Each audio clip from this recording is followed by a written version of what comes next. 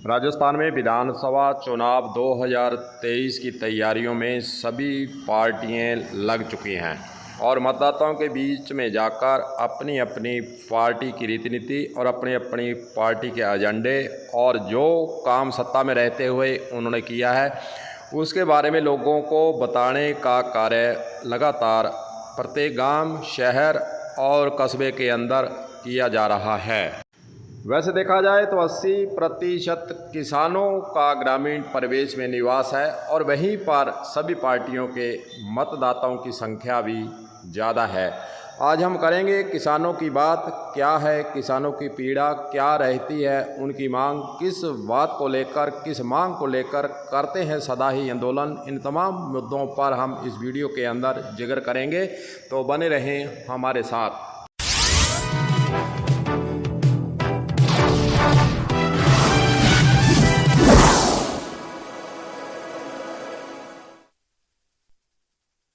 तो दोस्तों, देखना शुरू कर चुके हैं आप कलम न्यूज़ और मैं आपसे गुरदेव सिंह सैनी मुखातिब हूं। किसानों की मांगों की तरफ देखें और पार्टियों के एजेंडों की तरफ देखें तो फिर किसानों को क्या कुछ पार्टियां दे पाती हैं और क्या उनकी पार्टियों से आशा रहती है।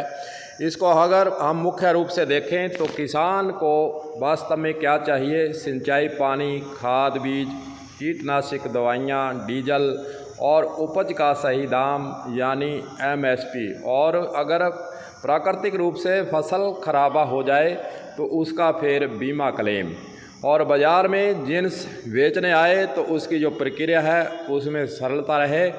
और अगर यह तमाम बातें सरकार लागू कर देवे तब किसान कर्ज माफ़ी की बात भी शायद नहीं करेगा, क्योंकि तमाम सुविधाएं उसको समय अनुसार मिलेंगी, उसको क्लेम मिलेगा।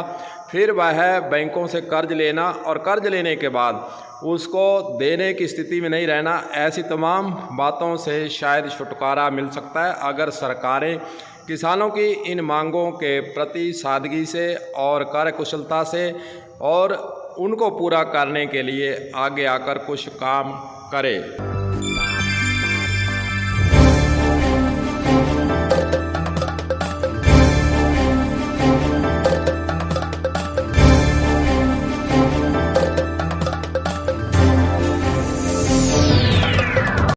तो दोस्तों, राजस्थान के इतिहास को अगर हम उठाकर देखें तो पिछला इतिहास यही कहता है कि एक बार कांग्रेस और एक बार बीजेपी की सरकार राजस्थान में अभी तक पर पार्टी चल रही है। इस बार कांग्रेस पार्टी रिपीट करने की बातें तो कर रही है। वहीं अगर हम किसानों की बात करें तो कांग्रेस पार्टी ने क्या किया और बीजेपी पार्टी ने क्या किया, दोनों पर नज़र दौड़ाना आवश्यक हो जाता है कि आखिरकार किस पार्टी ने किसानों के प्रति संवेदनशील होकर उनकी मांगों को मानने के लिए कुछ किया भी है या नहीं। अगर हम वर्तमान समय की बात कर लेते हैं तो कांग्रेस पार्टी की तरफ से अगर सिंचाई पानी का मुद्दा जो मुख्य मुद्दा है उसको लेकर कांग्रेस पार्टी संवेदनशील नहीं रही है। आपको याद कराना चाहेंगे, एक बार सिर्फ सिंचाई मंत्री मालवीय हनुमानगढ़ ज़िले के दौरे पर आए हैं, उसके सिवा सिंचाई मंत्री के द्वारा हनुमानगढ़ गंगानगर ज़िले की सुध नहीं ली गई है। जबकि पंजाब से भाखड़ा की बात करें, गंगा कैनाल की बात करें, IGNP की बात करें, पानी के मुद्दे को लेकर सरकारों से मंत्री के स्तर से बातचीत होनी चाहिए। बीजेपी की बात करें, जब बीजेपी की सरकार थी तो सौभाग्य से सिंचाई मंत्री डॉक्टर राम प्रताप हनुमानगढ़ विधानसभा में से जीते हुए थे, इसलिए उस दौरान कुछ राहत किसानों को जरूर मिली। सिंचाई पानी का मुद्दा हो, लाइनिंग का मुद्दा हो, नहर टूटने का मुद्दा हो, नहर को बांधने का मुद्दा हो, तो उस वक्त यहाँ के स्थानीय सिंचाई मंत्री होने के कारण किसानों को उस वक्त लाभ जरूर मिला है। कोई भी मांग हो, कोई भी बात हो तो यहाँ स्थानीय होने के कारण पंजाब सरकार से बात करनी हो, चाहे वहाँ जाकर मौका देखना हो, तमाम बातों पर उस वक्त बीजेपी की सरकार के वक्त किसानों को कुछ राहत हनुमानगढ़ गंगानगर ज़िले को जरूर मिली थी। किसानों की बाकी जो समस्या है, MSP की बात, चाहे धान मंडी के अंदर जिन्स को बेचने की बात, सरकारी MSP लेना और तौल और फिर जिन्स की सरकारी खरीद शुरू नहीं होना, तमाम जो मुद्दे हैं जो बीजेपी और कांग्रेस सरकार के वक्त उठते रहे हैं। और जब तक सरकार इन पर ठोस आदेश जो जारी किए हुए हैं उसको लागू करने का मादा उत्पन्न नहीं करती है तो शायद यह किसानों का मुद्दा हमेशा बना ही रहेगा। इसके प्रति सरकारों को और जो भी पार्टी सरकार में आए, सत्ता में आए, उसको तमाम इन समस्याओं के प्रति संवेदनशील होकर ठोस रणनीति बनाकर इसको लागू करने का उपराला करने की आवश्यकता है।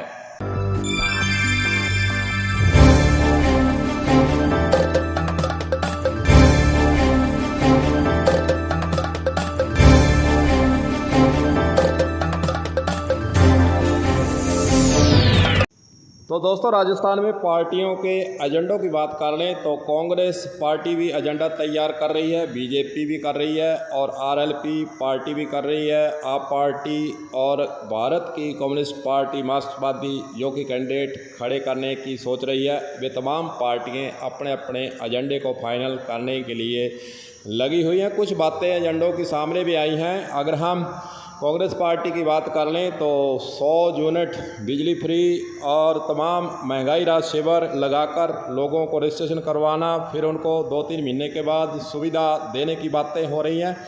बीजेपी की बात करें तो बीजेपी कर्ज माफ़ी की बात और अपने एजेंडे के अनुसार अभी तैयारी में लगी है। आरएलपी पार्टी की बात कर लें तो जो बातें अभी तक हनुमान बेनीवाल सभाओं के जरिए सामने आई हैं, उसके बारे में भी आपको बता देते हैं कि आरएलपी पार्टी के द्वारा अपने एजेंडे के अंदर क्या क्या कहा जा रहा है। वे भी कर्ज माफ़ी की बातें करते हैं।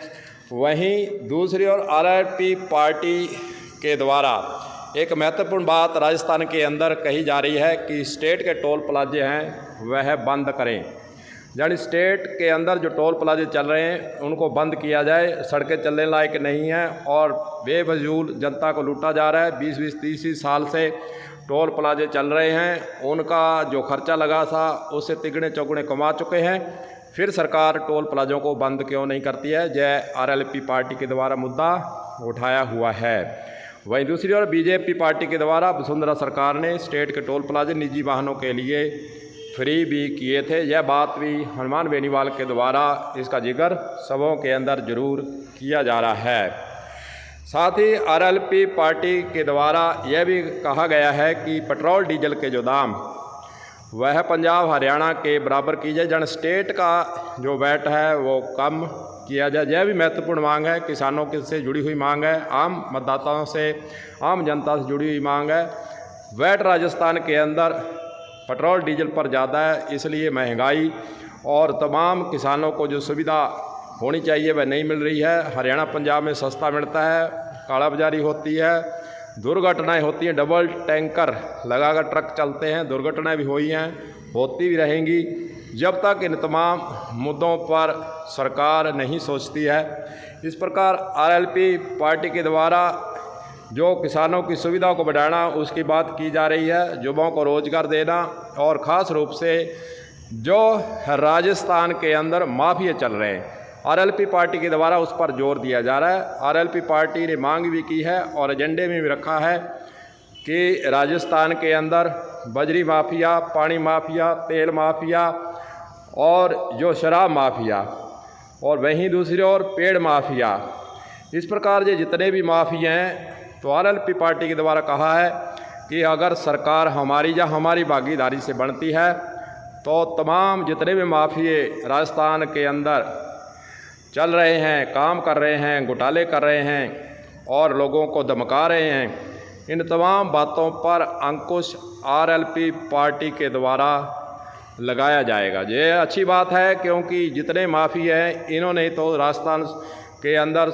लोगों के लिए सिरदर्द बने हुए हैं और तमाम पुलिस के लिए भी सिरदर्द है, प्रशासन के लिए सिरदर्द है। जब माफिए मारपीट होती हैं, आगे से मारने को दौड़ते हैं, जब इनको पकड़ने के लिए कोई जाता है तो जहमत नहीं उठाते। अब पुलिस भी चुपचाप बैठी रहती है, कौन रोज़ पंगा लेवे, क्योंकि यह इतने होशियार हैं और इतने ताकतवर हैं कि पुलिस उनके आगे नतमस्तक ही नज़र राजस्थान के अंदर आ रही है। राजस्थान के अंदर आम आदमी पार्टी भी अपनी ज़मीन तलाशने का काम शुरू कर चुकी है। गंगानगर के अंदर केजरीवाल और भगवंत मान के द्वारा एक पहली सभा गंगानगर के अंदर की जा चुकी है। वही पंजाब पैटर्न और दिल्ली पैटर्न की बातें आम आदमी पार्टी के द्वारा की जा रही हैं। जो दिल्ली के अंदर किया, जो पंजाब के अंदर किया, उन्होंने यही कहा है कि राजस्थान में आम आदमी पार्टी को आप सरकार बनाइए और जो राजस्थान और दिल्ली के अंदर समानांतर रूप से काम करने का वादा उन्होंने ज़रूर किया है। पंजाब के अंदर जो किया जा रहा है उसके बारे में उन्होंने जिक्र किया है, और राजस्थान में भी दिल्ली और पंजाब की तरह जितनी सुविधाएं जनता को मिलनी चाहिए उसकी बातें ज़रूर की जा रही हैं।